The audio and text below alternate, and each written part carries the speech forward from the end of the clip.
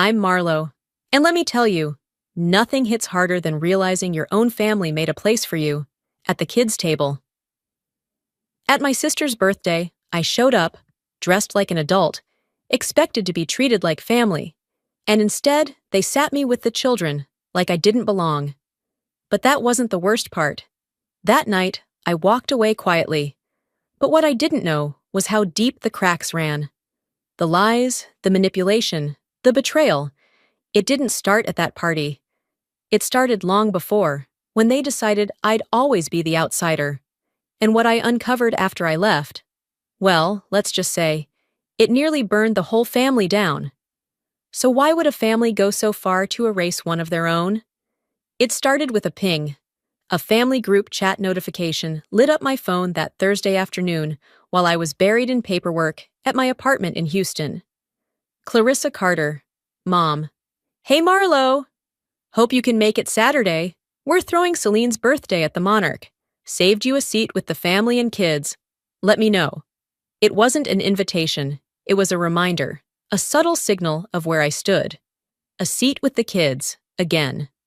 Like always, I stared at the message, wondering why I still let it sting. But I didn't respond right away. I'd learned to swallow that feeling, like background noise you live with. As the weekend neared, the group chat lit up with excitement about the rooftop dinner, the cake, the guest list, and that old weight settled in my chest again. Familiar, quiet, heavy. Saturday came too fast. I worked most of the day, tempted to use my workload as an excuse. But guilt, or duty, won out. At 6:45 p.m., I pulled on a navy blue dress that felt more like armor than fashion. By 7:30, I was driving down I-45 toward Austin, headlights cutting through the dark. I told myself I wasn't going for them. I was going because if I didn't, they'd say I was difficult, dramatic, playing the victim. By 8:45, I was outside the Monarch, an upscale rooftop spot glowing with fairy lights. Luxury cars lined the valet. I checked my reflection, forced a smile, and stepped inside. I knew immediately I didn't belong here, not really. Laughter rang out too loud. Conversations felt too curated. The hostess greeted me with a careful smile. Name? Marlo Carter, I said, smoothing my dress. She scanned her list too long. Ah, table C, with the family and kids. She gestured to a corner near the railing. High chairs, crayons, booster seats. I swallowed the heat rising in my chest and walked over. The kids barely looked up. The adults were at the bar, glasses clinking, deep in conversation. Clarissa passed me once, champagne in hand. She gave me a nod and kept walking. Celine stood glowing at the center, the star of the night, surrounded by admiration. I sat at table C, invisible. People noticed. Their looks said it all, pity, amusement. She's still here, still trying. It wasn't just about the seat. It was the years of being overlooked, the forgotten birthdays, the holiday photos I was asked to take, not be in. Always the quiet one, the dependable one, so Celine could shine. At 9:30, the lights dimmed. Clarissa took the mic. Thank you for coming to celebrate our shining star, Celine, she said. She thanked everyone, Celine's friends, Cassian's family, the kids, the staff, even the bartender, but not me. By 9:45, I stood up and left. Quietly. No one noticed. No one stopped me. At the door, I glanced back. Celine laughed, radiant, adored. I walked away. What I didn't know was that walking out wouldn't be the end. It would be the start of everything unraveling. I didn't stop walking until the glow of the Monarch's rooftop lights faded behind me, swallowed by the Austin skyline. The sound of glasses clinking and fake laughter still echoed in my ears as I reached my car parked 2 blocks away. I slipped behind the wheel, sat there for a moment, staring blankly at the steering wheel, trying to shake off the tightness in my chest. As I sat in the driver's seat, the memory of Clarissa's voice from just minutes ago played on a cruel loop inside my head. Thank you all for coming to celebrate our shining star, Celine. And to all our wonderful guests, Cassian's family, Celine's friends, and of course, our amazing family. Her words floated above the crowd like confetti, warm, inclusive, until they weren't. Because when her eyes swept the tables, they passed over mine like I wasn't even there. I remembered how she thanked the kids at my table, thanked the staff, even thanked the damn bartender, but never once said my name. By the time I started the car and pulled away from the curb, it was almost 10 p.m. The streets of downtown Austin buzzed with people spilling out of restaurants, couples holding hands, groups laughing too loud. I kept driving in silence. Halfway back to Houston, headlights slicing through the night, I felt it. This dull ache under my ribcage that wasn't just from tonight. It was an old wound, something I'd learned to carry, like a chipped tooth you learn not to bite down on. Because tonight wasn't new, it was just the most public. As the miles passed beneath me, my mind went back, like it always did, to all the moments that built this one. I thought about Christmas dinners when Clarissa would gush about Celine's promotions or her perfect boyfriend, then glance at me with that empty smile, as if she couldn't remember what I'd been doing that year. I thought about high school graduations, family BBQs, birthdays, especially birthdays. My knuckles tightened around the steering wheel when a memory I hadn't let myself touch in years resurfaced. I was 12. It was a gray February afternoon, and I came home from school to find Clarissa busy frosting cupcakes, balloons taped across the kitchen cabinets. My heart jumped. Maybe she remembered. Except the balloons were pink and silver, and the cupcakes were for Celine's 10th birthday. My birthday had been 3 weeks earlier. I'd spent it alone in my room with a store-bought cake I picked up myself. That night, when I finally asked Mom why she hadn't done anything, she smiled like I'd asked something silly. "You're older now, Marlo. You don't need all that." As if growing up meant you stopped deserving to be seen. I let the memory settle heavy in my chest as I merged onto Interstate 10. The clock on the dashboard blinked 11:45 p.m. By the time I reached Houston and pulled into my apartment complex, it was after midnight. The city was quieter here, streetlights casting long shadows across the empty parking lot. I parked, climbed the stairs to my second-floor unit, and unlocked the door to the stillness waiting inside. I kicked off my heels, set my phone face down on the counter without checking it, and walked straight to the living room window. Outside, the city lights stretched out like tiny fires, and for a long moment, I just stood there, breathing. It hit me then, how exhausted I was. Not from the drive, but from everything leading up to tonight. From years of pretending the crumbs they tossed my way were enough. The speech, the empty chair, the kids' table. It wasn't about the party, it never had been. It was about being invisible in a family that smiled for photos, but never saw me standing right there. Somewhere deep down, I knew this night would change something. I didn't know how or when, but there was a shift inside me. A thread pulled too tight, finally snapping loose. I turned away from the window, grabbed my phone, and checked it without thinking. 3 missed texts, all from Clarissa. "You didn't have to leave like that. It was Celine's night. I hope you're not making this about you again. Call me when you calm down." I laughed under my breath, low, humorless, the audacity. I set the phone back down and stood in the middle of my apartment, realizing for the first time that night, I was done trying to belong. I walked out of that party thinking I was leaving the past behind. But what I didn't know then was that walking away wasn't the end. It was the beginning of the reckoning. The texts from Clarissa were still sitting on my phone when I woke up the next morning, as if they'd been waiting all night to remind me I was the problem. I'd left my phone face down on the kitchen counter before collapsing into bed around 1 a.m., too drained to deal with anyone's guilt trip messages. When I finally rolled out of bed at 8 a.m., sunlight cutting through the slats of my blinds, the weight of last night returned before my feet even touched the floor. I made coffee on autopilot, trying to shake the heaviness in my chest. It wasn't just exhaustion. It was that old gnawing ache, the one that started years before anyone sent me a text saying I was too sensitive. The coffee maker beeped, pulling me back. I poured a mug, sat down on the edge of my couch, and finally picked up my phone. More messages. Clarissa again. You didn't have to leave like that. It was Celine's day. A second one, time-stamped after midnight. Honestly, Marlo, you could have just smiled and gotten through the night. Why do you always have to make it about you? And then Celine.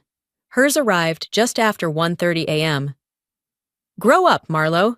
You've always needed to be the center of attention. You couldn't let me have one night without making a scene. I stared at the screen, the bitter taste in my mouth sharper than the coffee. There it was. Even when I quietly walked away, even when I didn't say a word, they still blamed me. I put the phone down, but my thoughts kept circling like vultures. This wasn't new. It wasn't the first time they painted me as selfish for reacting to being overlooked. I'd spent a lifetime walking that tightrope. If I spoke up, I was dramatic. If I stayed quiet, I disappeared. The pattern was so familiar, so rehearsed, it almost made me laugh. But underneath that numbness, something sharper stirred. After I showered and dressed, I spent the rest of the morning cleaning, scrubbing counters that were already spotless, rearranging books that didn't need moving. Anything to keep myself from sitting still long enough to let the rage catch up to me. By noon, I gave up pretending I could avoid it. I sat back down on the couch, scrolling through my phone again, wondering if the weight in my chest would ever let up. That's when I saw it. One unread message at the bottom of the pile. From Dad. Edgar Carter wasn't the kind of man who sent texts at all, much less in the middle of family chaos. But there it was, sent at 2:07 a.m. Marlo, I'm sorry. I should have said something years ago. I knew how they treated you. I was just too weak to stop it. The words blurred on the screen. For a long moment, I didn't move. I just stared, letting the words land like a quiet earthquake. I couldn't even remember the last time my father admitted to noticing anything, let alone acknowledged what I'd felt my entire life. It wasn't an apology, not really. But it cracked something open, because it meant I hadn't imagined it. I hadn't been too sensitive. He'd seen it too, and he did nothing. I leaned back, the ceiling fan spinning lazily above me. My coffee had gone cold. My chest felt heavy, but not in the same way as before. The truth settled in, slow and sobering. This wasn't about one birthday party. It wasn't even about Celine being the golden child or Clarissa weaponizing guilt like a second language. This was about the system they built, a story I'd been cast in without consent. I was the villain in their narrative because it made them the heroes. I didn't reply to anyone's texts that morning. Not Clarissa, not Celine, not even Dad. Instead, I sat there, staring at the screen until the words blurred again, and decided, no more silence, no more pretending. They wanted me to play the part of the problem. Maybe it was time I showed them what the problem really looked like. I didn't know how deep the lies went, but I was about to find out. The message came 2 days later, on a rainy Tuesday afternoon, when I thought the storm had passed.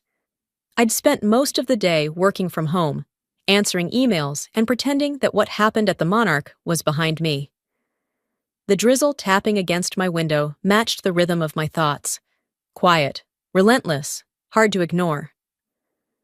It wasn't until late afternoon, around 4 p.m., that my phone buzzed with an unfamiliar name lighting up the screen. Cassian Brooks. I hesitated before opening it. Cassian was Celine's boyfriend. We'd barely exchanged more than polite hellos over the years. He was part of her orbit, not mine. His message was short. Marlo, can we talk? Coffee? Tomorrow morning? I stared at the screen, suspicion curling in my stomach. Why would he want to talk to me? Still, curiosity won. The next morning, the clouds had cleared, but the air felt heavy. I made the drive back to Austin, a part of me wondering if I was being foolish, if this was another setup I hadn't seen coming.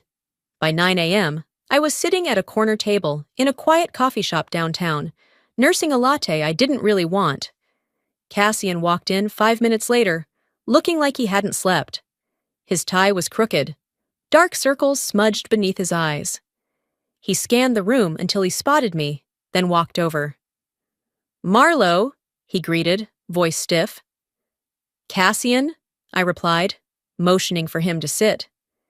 "Didn't expect to hear from you." He sat across from me, fiddling with his coffee cup like he didn't know where to begin.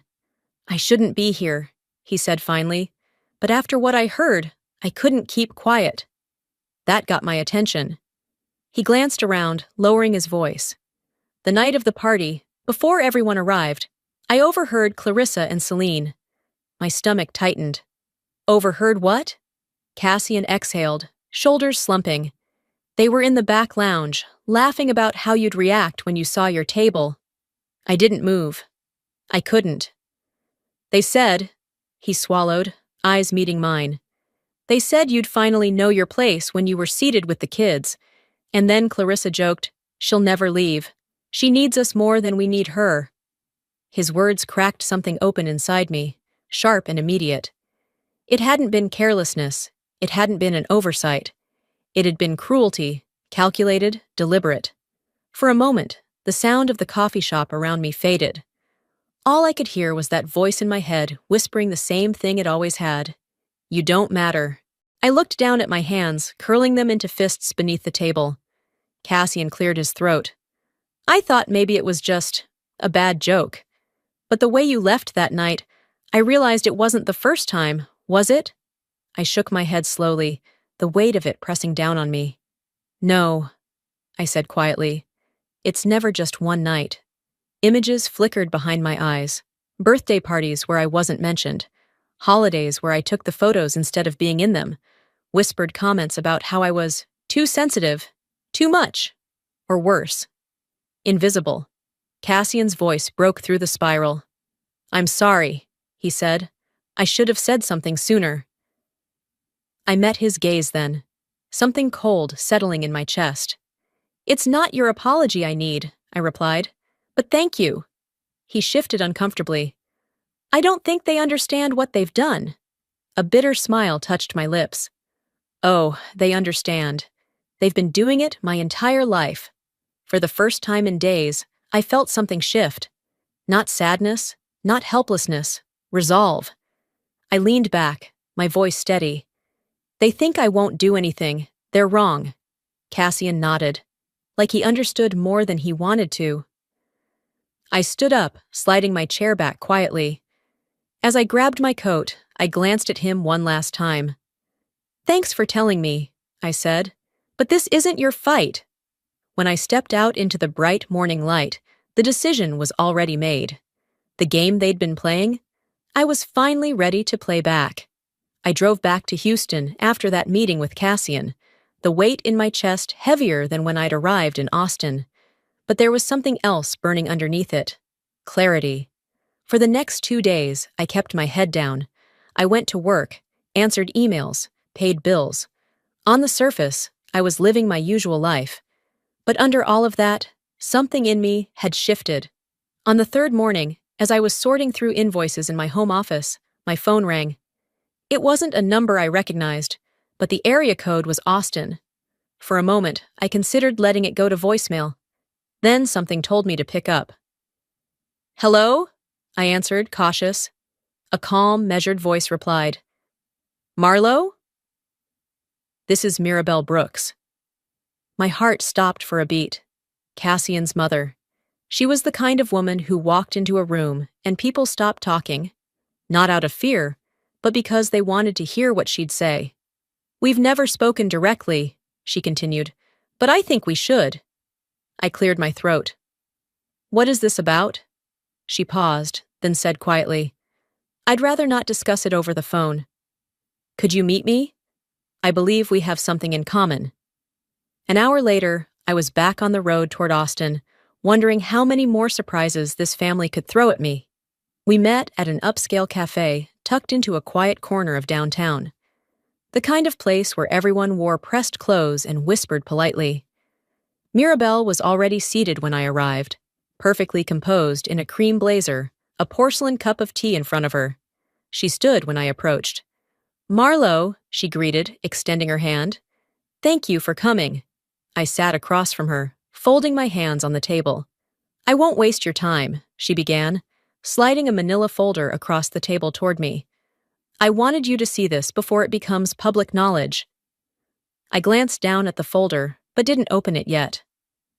"What is it?" Mirabelle's gaze didn't waver.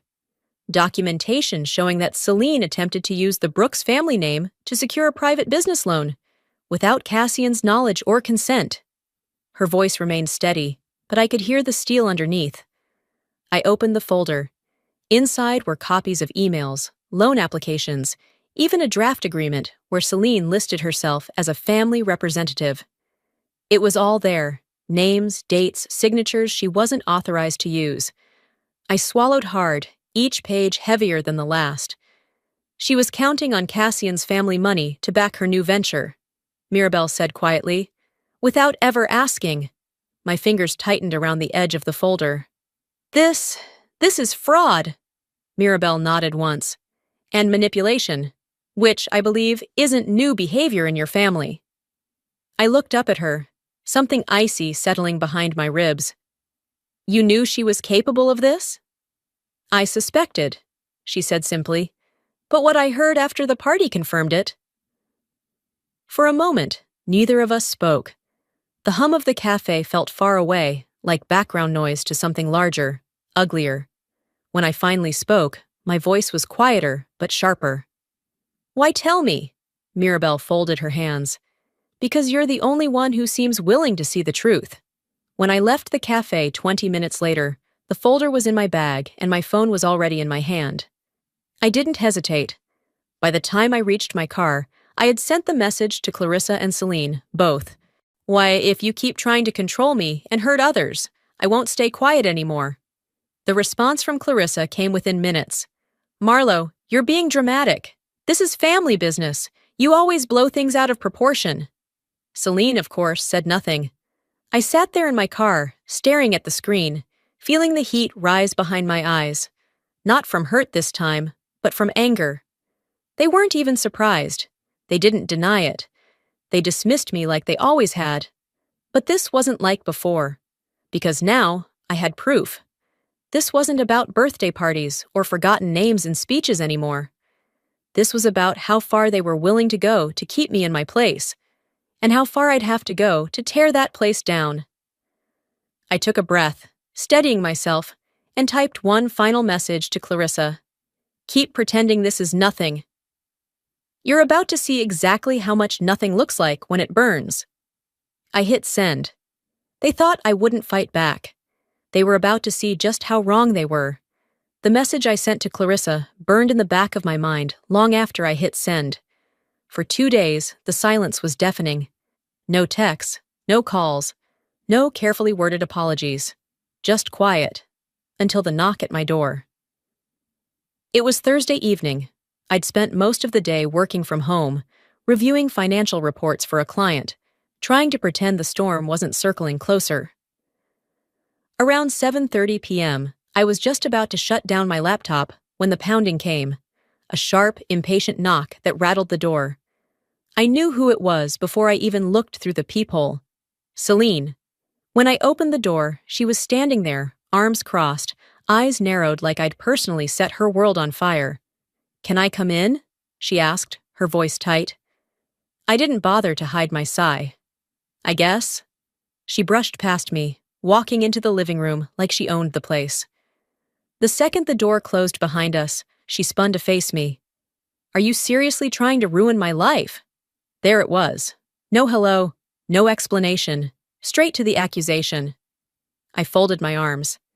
"You showed up uninvited to my home to ask me that?" She took a step forward. "You've been talking to Mirabelle, to Cassian, spreading lies." I shook my head, a dry laugh slipping out. "No lies, Celine, just facts, ones you worked really hard to bury." Her lips curled into something between a sneer and a smirk. "You're jealous. You always have been." "Jealous?" I repeated, incredulous. "Of what? The lies? The manipulation?"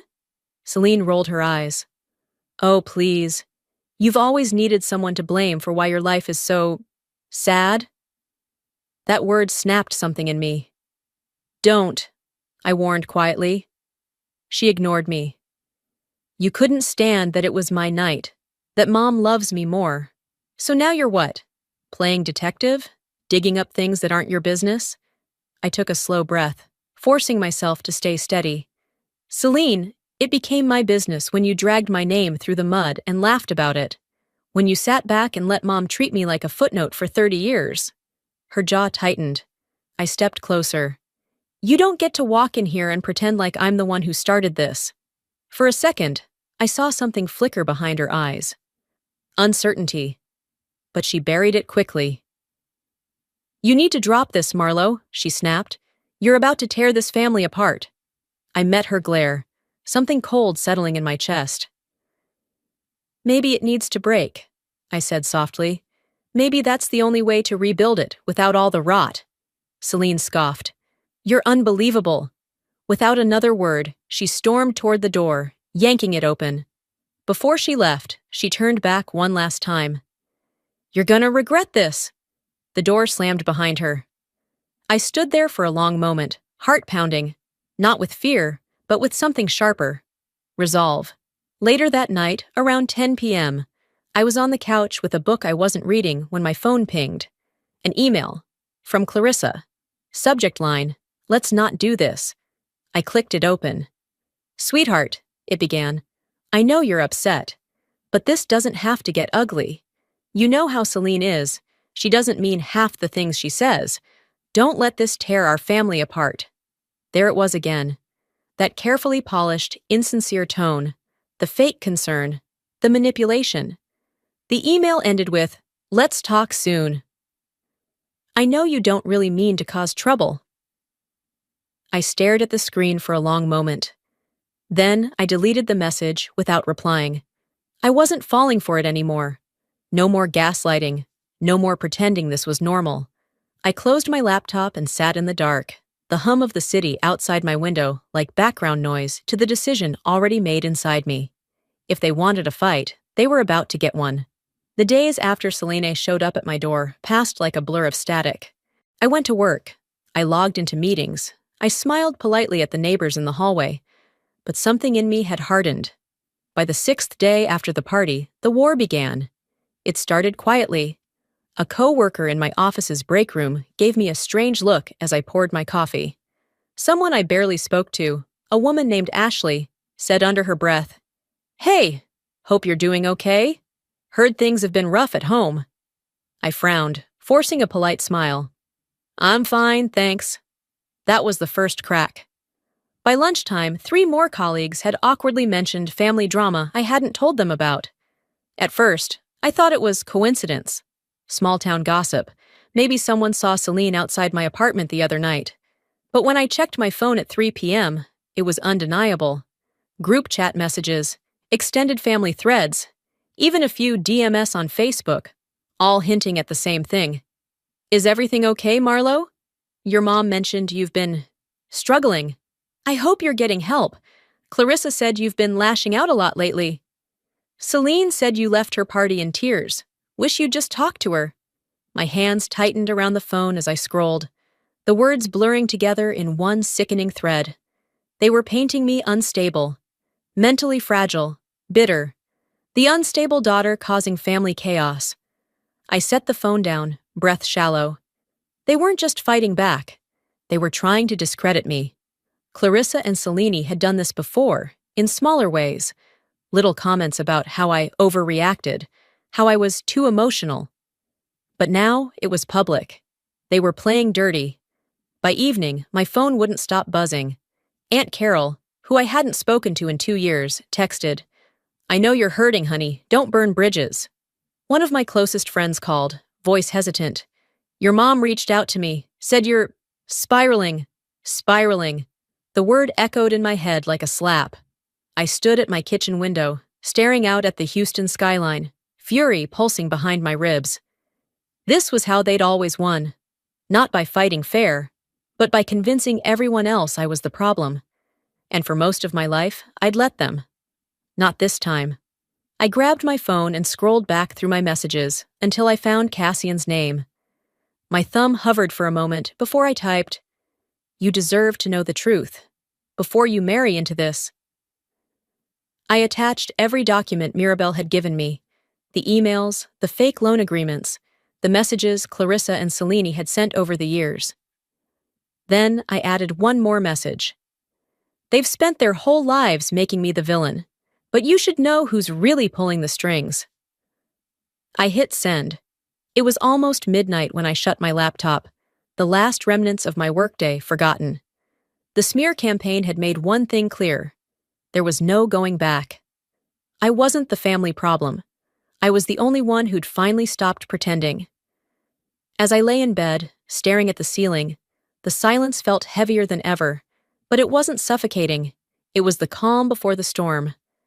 They tried to silence me. Instead, I just handed them the match. The fallout came faster than I expected. By the next morning, my phone buzzed with a single message from Cassian. We need to talk. That was it. No hello, no pleasantries. The same Cassian who, a week ago, had barely spoken to me beyond polite nods, now wanted to talk. I replied with a simple, tell me when and where. That afternoon, I drove back to Austin. The clouds hanging low over the city felt like a weight pressing against my chest. When I arrived at Cassian's house, he was already waiting by the front door, hands shoved in his pockets, jaw tight. He didn't invite me inside. Instead, he spoke right there on the porch. I ended it, he said without preamble, with Selene. I blinked, trying to process. He went on. After everything you sent me, the financial documents, the messages, the lies, I couldn't ignore it anymore. There was no triumph in his voice, just exhaustion. My family knows, he added. The investors pulled out of her startup this morning. The wedding's off. A beat of silence stretched between us. She'll blame you, I said quietly. Cassian gave a bitter smile. She already does. I nodded, my throat tight. Thank you for listening, I said. He shook his head. Thank you for telling me. When I drove back to Houston that evening, the sun had dipped low, casting long shadows across the freeway. For a moment, I felt lighter. But I knew better than to believe the storm was over. By the time I got home, there was an email waiting for me. Subject line, can we talk? It was from Clarissa. My stomach twisted as I opened it. Marlo, it began, I think we've all let things get out of hand. I'd love to sit down over dinner and talk this through. This family doesn't need more division. Selene's hurting. You don't need to destroy her future over old wounds. She signed it. Love, Mom. For a long time, I stared at the screen, rereading the words. It was everything I'd heard my whole life, wrapped in sweet concern and hidden threats. Don't ruin the family. Don't hold grudges. Don't make this about you. I closed the email without replying. For years, I'd bent myself backward to be the daughter they wanted. I'd swallowed every slight, ignored every wound. All for what? So they could rewrite the story and make me the villain? Not anymore. That night, after a long shower and a glass of wine, I sat at my kitchen table and opened my laptop. I typed a reply to Clarissa's email. No. That was it. No explanation, no apology, no more pretending. I hit send. Then I blocked her number. The next few days passed in eerie quiet. The family group chat went silent. Selene's social media accounts disappeared one by one. Friends who used to comment under every post fell off the radar. The whispers in the background were still there, of course. Co-workers, distant cousins, people who had opinions about family drama that wasn't theirs.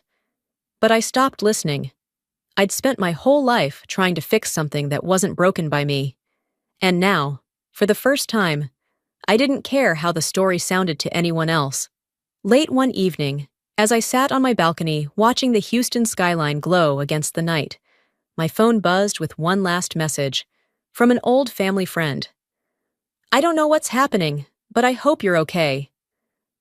I smiled faintly, setting the phone down. I was okay. For the first time in my life, I chose myself, and there was no turning back. The days after everything collapsed stretched out like empty pages. It had been 2 weeks since Cassian called off the wedding, 2 weeks since Celine disappeared from every social platform she once dominated. 2 weeks since Clarissa's last attempt to pull me back in had failed. And the silence was deafening. The family group chat remained a graveyard. No memes, no family updates, no half-hearted birthday wishes. For years, I'd craved that chat's attention. I used to check it obsessively, hoping to see my name, to be included in the jokes, the photos, the plans. Now, it sat there, unread, irrelevant. In a way, it felt like mourning something that had died long ago. I didn't miss them. I missed who I thought they could be. One quiet Tuesday morning, as I was cleaning out my inbox, a new email appeared. From Clarissa, no subject line. I hesitated for a long moment before opening it. There was no long apology, no dramatic plea. Just one sentence. I hope you find what you're looking for. I stared at it, waiting to feel something, anger, grief, maybe even guilt, but I felt nothing at all. I clicked delete without replying. Later that afternoon, I left my apartment and walked down to the city park. It was one of those crisp spring days in Houston where the air felt lighter, almost forgiving. Kids laughed near the playground. Dog owners chatted over coffee cups. And for the first time in months, I didn't feel like an outsider watching life happen without me. I sat on a bench under a wide oak tree, letting the breeze wash over me. My phone vibrated in my pocket, but I ignored it. For once, no message mattered more than this moment. I thought about everything that had happened. The birthday party, the insults, the lies, the manipulation. For so long, I'd believed that if I just worked harder, stayed quieter, made myself smaller, they'd let me belong. But that night, when I walked away from Celine's birthday party, I hadn't lost anything. I'd started finding myself. And it wasn't perfect. The wounds were still there, still tender beneath the surface. But they no longer controlled me. The park around me buzzed with life. A little girl zipped past on a scooter, her parents cheering her on. For a brief second, I thought about my own childhood. The birthdays without cake, the empty chairs, the long nights wondering what I'd done wrong. And then I let it go. Because I knew now, closure doesn't come from the people who hurt you. It comes when you stop waiting for them to fix what they broke and start building something better for yourself. Before I stood up to leave, I pulled out my phone one last time and typed a message in my notes. Not to send to anyone, just to remind myself. You don't have to sit at a table where you're not welcome. You can always build your own. As I walked away from the park, the Houston skyline glittering ahead, I smiled. I left that night thinking I'd lost a family. But what I really did was find myself. And before I end this story, let me leave you with something I wish someone had told me a long time ago. Sometimes the people who should love you the most are the ones who hurt you the deepest. Not because you're unworthy, but because they're too broken to see you clearly. And you will waste years, maybe decades, trying to earn a seat at a table that was never built for you. But here's the truth I learned the hard way. You don't need anyone's permission to choose peace. You don't owe anyone your silence in exchange for their approval. Walking away isn't weakness, it's freedom. If you've ever felt invisible in your own family, or like no matter how hard you try, you're always the problem. This story was for you. Because you're not the problem. You're the one finally brave enough to stop pretending everything's okay. Now, I'd love to hear from you. Have you ever had to walk away from people you thought you couldn't live without, just to finally breathe again? Drop a 1 in the comments if this story hit home for you. Or tell me, where are you watching from? Your stories, your struggles, your victories matter here. And hey, if this video made you feel seen, if it gave you even a sliver of strength, don't forget to subscribe to the channel. There are more stories like this one waiting for you. Thank you for being here. And remember, you are never too old, too broken, or too late to start writing your own story.